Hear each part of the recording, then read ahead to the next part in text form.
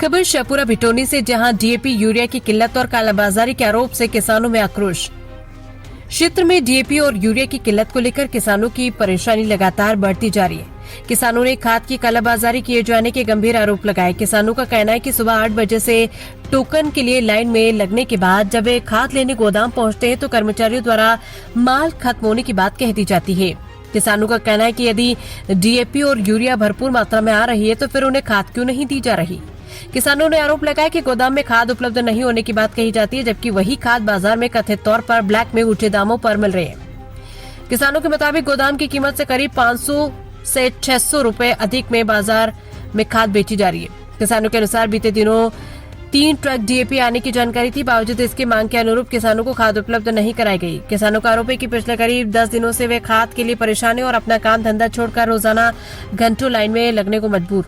किसानों ने आरोप लगाया कि बाजार में यूरिया कथित तौर पर 270 रुपए और डीएपी करीब 400 रुपए में ब्लैक में उपलब्ध हो रही है।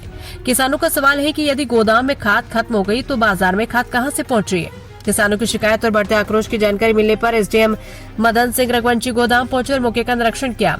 उन्होंने किसानों की समस्या सुनी और आश्वासन दिया कि अगले दिन सुबह 10 बजे सभी किसानों को डीएपी और यूरिया उपलब्ध कराने की व्यवस्था की जाएगी। अब किसानों की नजर प्रशासन की कार्रवाई पर है। किसानों ने खाद की उपलब्धता सुनिश्चित करने के साथ ही कथित कालाबाजारी की जांच कर दोषियों पर कार्रवाई की मांग की है। शाहपुरा भिटोनी से नीरज जैन की रिपोर्ट।